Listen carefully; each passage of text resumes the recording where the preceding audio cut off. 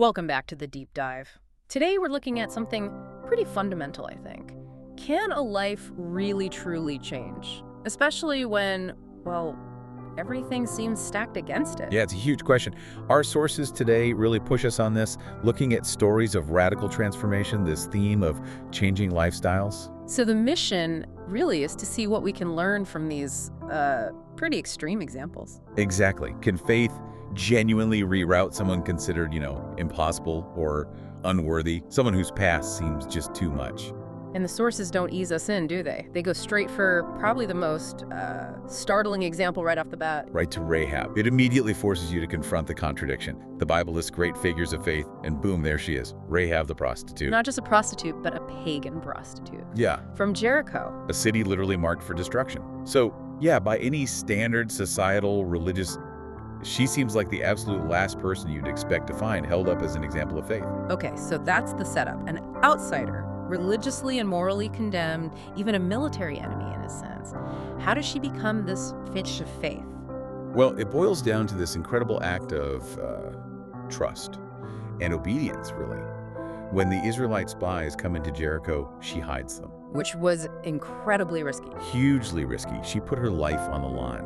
And the sources emphasize she acted because she believed, based on what she'd heard, that the God of Israel was the true God, even with, very limited understanding.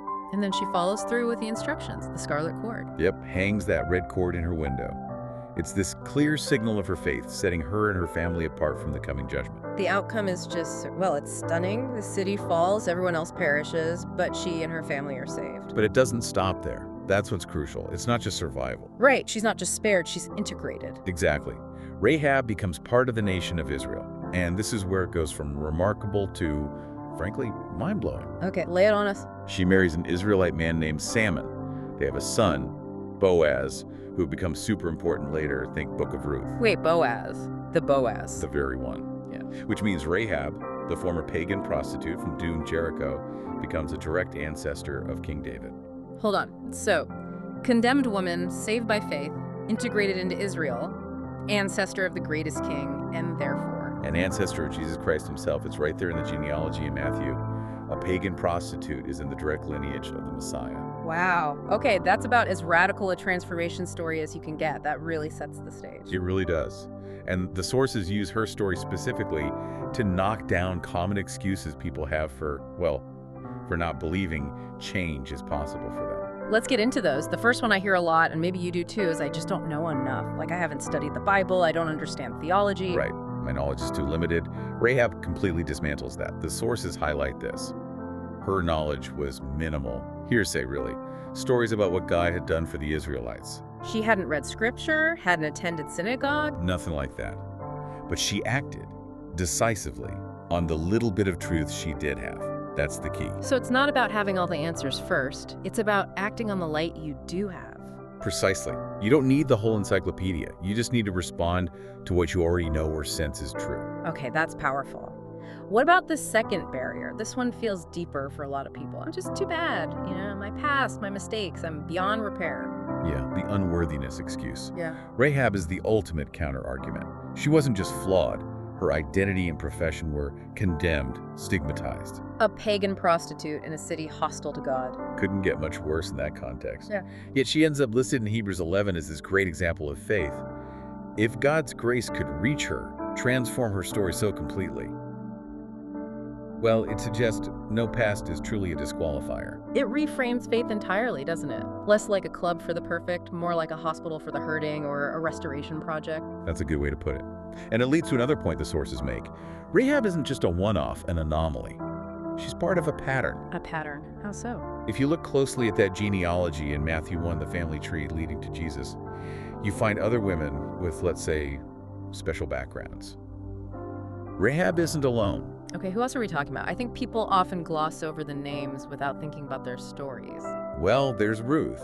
Remember, she was a Moabitess. From Moab, weren't they like historical enemies of Israel, and there was specific laws about them? Exactly. Descended from an incestuous relationship, culturally and religiously outsiders, Deuteronomy actually forbids Moabites from entering the assembly of the Lord. Yet here's Ruth, through loyalty and faith, becoming David's great-grandmother. So Rahab breaks the moral barrier, Ruth breaks the ethnic and historical one. Is there another? There's the mention of the wife of Uriah, that's Bathsheba. The genealogy doesn't even name her directly, but refers to her through David's great sin. Adultery, murder, it brings all that baggage right into the lineage. It does. It shows the story isn't sanitized. God works through messy, broken human lives and choices. It's not about perfection. It's about redemption working within the mess. And then, of course, the list culminates with Mary.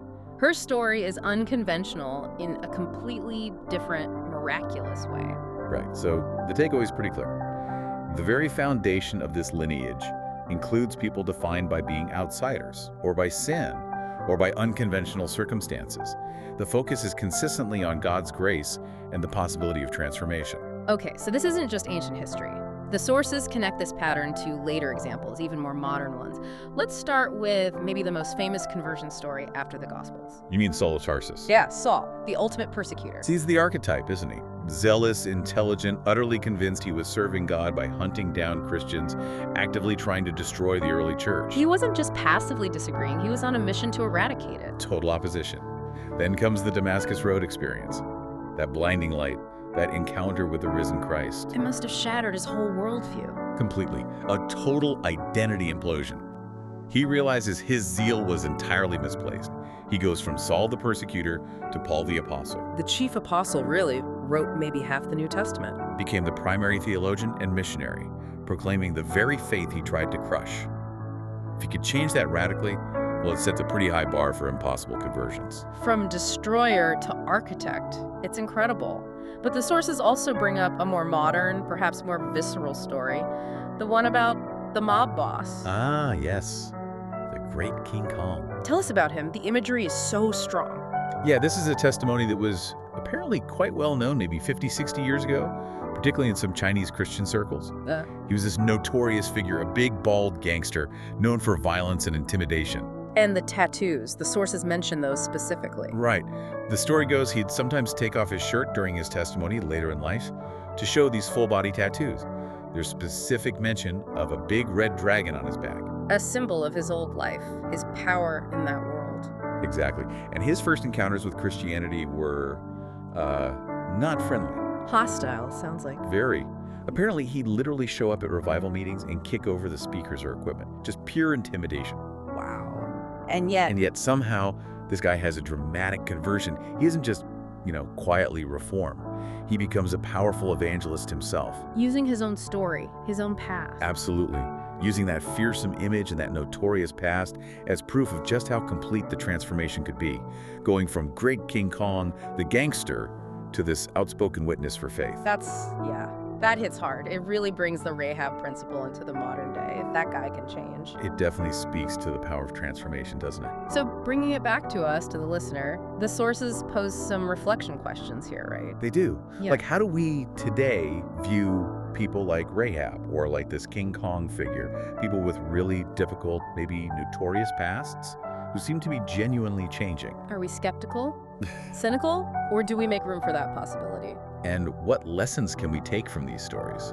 Especially when we see people who were once, objectively bad, maybe worse than we ever were, become forces for good.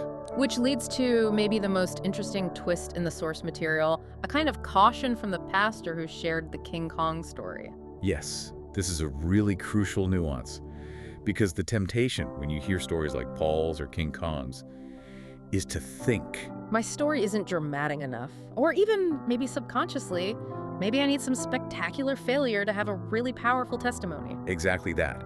And the source warns against it.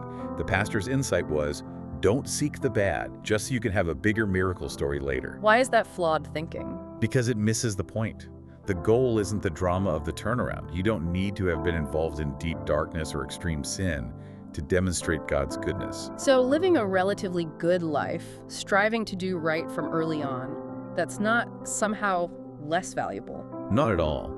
In fact, the source emphasizes appreciating the chance to live well now. The call isn't to manufacture a dramatic past, but to be an authentic developer of light and goodness in your current situation. So the miracle isn't just the rescue from the pit, it's also the steady walk on the path. Precisely. The sustained commitment to goodness, to living out your faith faithfully day by day, that is its own powerful testimony, maybe even more sustainable in the long run. That feels really liberating. It validates everyone's journey, not just the most extreme ones. It really does. It means the person who, maybe through grace or good choices, avoided some of those huge pitfalls, their life of quiet faithfulness is just as significant, just as much a testament as the dramatic conversion. Value is on dedication, not just the distance climbed from a low point. Okay, let's try to sum this up then.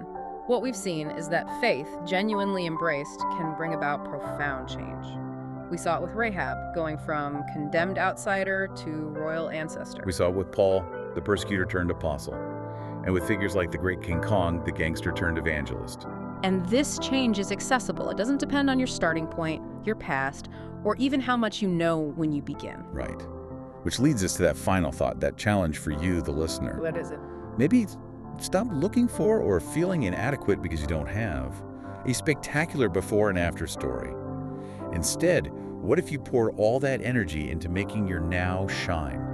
Focusing on the present commitment. Exactly. Focus on living authentically right now in your context so that people around you genuinely see you striving to be, as the source puts it, a good servant, a person embodying light and goodness, that consistent daily effort. Maybe that's the most compelling miracle you can offer the world.